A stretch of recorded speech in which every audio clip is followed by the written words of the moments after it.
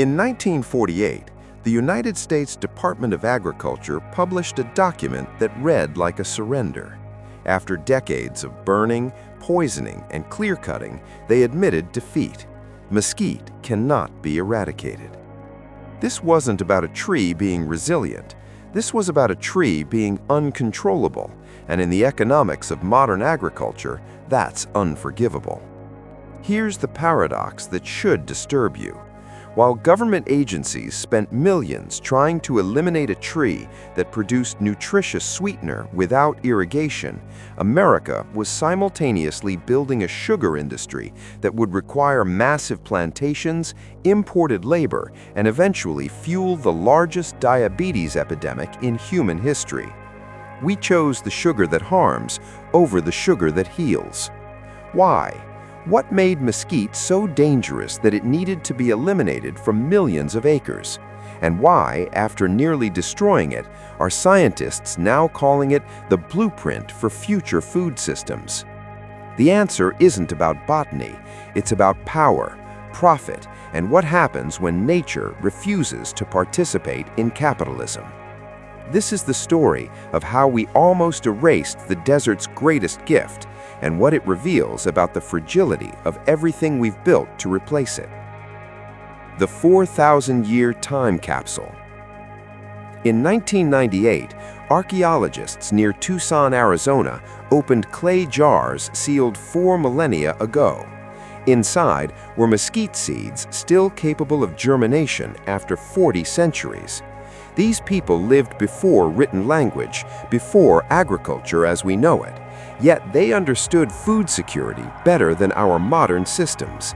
In the Sonoran Desert, where temperatures exceed 120 degrees Fahrenheit and rain disappears for 8 months, mesquite produces food when everything else dies. The tree's survival mechanism is extraordinary. Its roots plunge over 100 feet deep, reaching water tables that surface crops cannot access. Those roots store up to 600 gallons of water, enough to survive a decade without rain. The pods contain 35% natural sugar, complete protein, and soluble fiber. Ground into flour, they last months without refrigeration. The Tonho O'odham people called it our sugar, not a sugar, but possessive, essential, irreplaceable. For thousands of years, mesquite wasn't supplemental to desert survival, it was the foundation. When Spanish conquistador Alvar Núñez Cabeza de Vaca arrived in 1535, he compared mesquite pods to honey, significant because honey was Europe's primary sweetener, controlled by monasteries and traded as currency. Here was an entire forest producing honey-like sweetness without cultivation, without control, without commerce. By 1541, expeditions recorded mesquite canopies so vast they created their own ecosystems. Entire communities lived beneath them year-round. The tree gave endlessly. It asked nothing. It belonged to no one. That was the problem. Why mesquite had to die? In the late 1800s, American ranchers arrived in the Southwest with a business model that required control at every step. Buy land, purchase cattle, sell beef. Every transaction generates profit for someone. Mesquite didn't fit this model. It grew wild, cost nothing, fed both humans and livestock, and regenerated forever without replanting. You couldn't tax wild mesquite pods the way you could tax wheat brought to market. You couldn't create dependency on a tree that belonged to no one. The elimination wasn't about making space for cattle. It was about eliminating economic competition from a plant. Between 1880 and 1950, millions of acres of mesquite were systematically destroyed. Trees were cut, burned, poisoned. But mesquite had evolved over millennia to survive exactly this. Every severed trunk produced 10 new shoots. Every poisoned root left fragments that regenerated. By 1948, the USDA admitted defeat, but the damage was done. Mesquite was erased from collective memory, transformed from tree of life to invasive weed. Meanwhile, something else was unfolding beneath the ground. The ecological collapse nobody predicted. By the early 1900s, cattle grazed millions of acres where Mesquite had stood. Within 20 years, the soil cracked open, rivers dried up, topsoil blew away in dust storms. Cattle starved on land that had sustained life for millennia. Then ecologists discovered what indigenous peoples had always known. Mesquite wasn't just a tree, it was the keystone holding entire ecosystems together. Its roots perform nitrogen fixation, pulling nitrogen from the air and enriching depleted soil, something most crops cannot do. Its canopy cools the ground by 15 degrees, allowing native grasses to grow. Its leaf litter becomes organic matter. Its pods feed wildlife, whose waste fertilizes the earth. Remove Mesquite and the desert ecosystem collapses. The 70 years between elimination and this scientific recognition was simply watching that collapse happen. Where Mesquite returned, the land healed. Where it stayed gone, the land died. The sugar we chose instead. While Mesquite disappeared from the Southwest, America's sugar consumption exploded. By 1900, sugar required Caribbean plantations, exploited labor, massive irrigation, and transoceanic shipping. The entire system created dependencies at every level. Farmers dependent on plantation owners, consumers dependent on imported sweetness. This is the system we chose over Mesquite, a system requiring control, hierarchy, and concentrated wealth.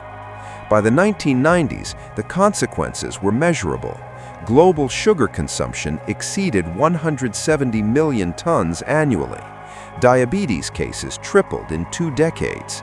Obesity became epidemic. The World Health Organization called it a global health crisis. Then researchers looked back at what we'd eliminated, what we almost lost. In 2005, the University of Arizona published findings that should have made headlines. Mesquite pods contained fructosaccharides, plant sugars that feed beneficial gut bacteria instead of spiking blood glucose. The glycemic index was safe for diabetics. The mineral content rivaled supplements, 3 times the calcium of milk, protein levels matching eggs. One researcher wrote, "It's the sugar that heals instead of harms."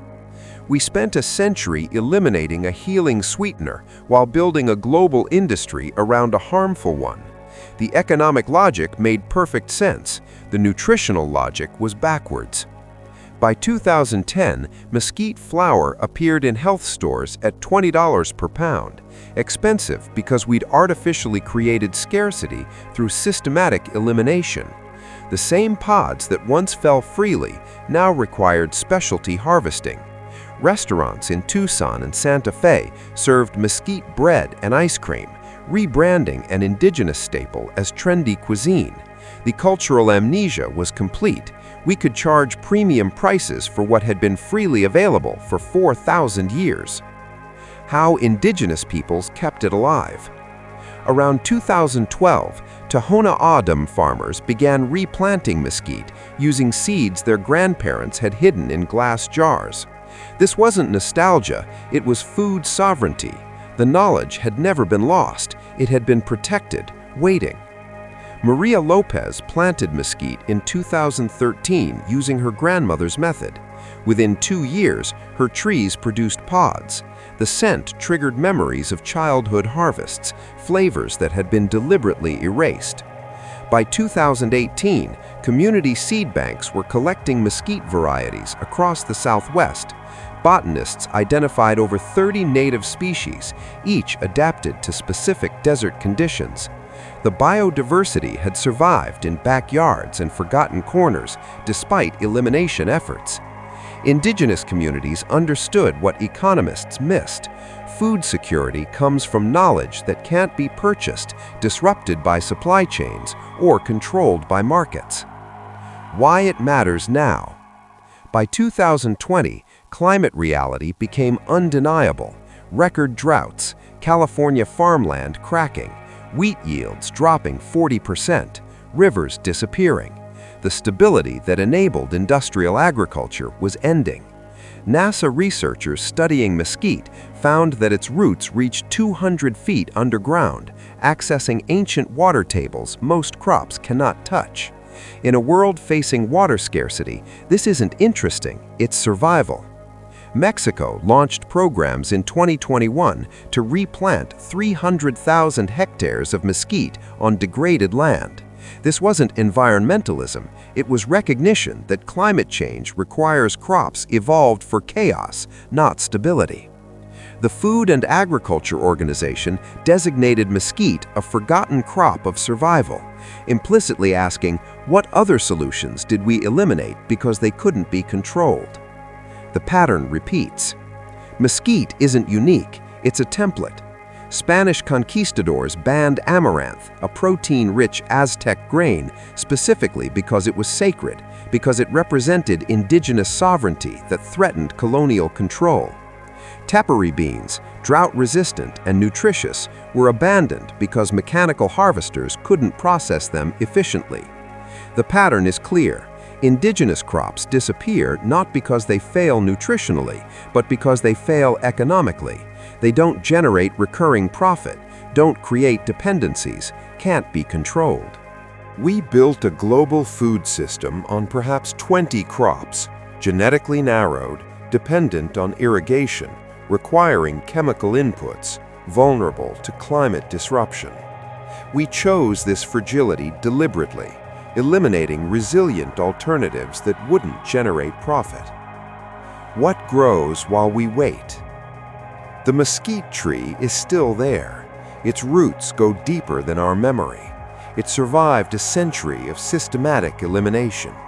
It's spreading again in degraded lands where nothing else grows. Climate change isn't coming, it's here. The question isn't whether conventional agriculture will fail. The question is, what survives when it does? Indigenous peoples who saved mesquite seeds for generations understood what we're relearning. Food security doesn't come from controlling nature. It comes from partnering with plants that already solved the problems we face. 4,000 years ago, people buried mesquite seeds in clay jars as insurance against catastrophe. Those seeds remained viable for 40 centuries. The tree they knew as essential, we called a weed and tried to eliminate. Now, as our controlled systems fail, mesquite stands exactly where it always has, producing nutritious sweetness, restoring damaged soil, surviving drought, asking nothing, belonging to no one. We didn't lose mesquite, we deliberately erased it because it was too successful, too independent, too impossible to monetize. The tree doesn't care what we call it or why we tried to destroy it. It just continues growing, roots deeper than our mistakes, older than our economic systems, patient as desert stone.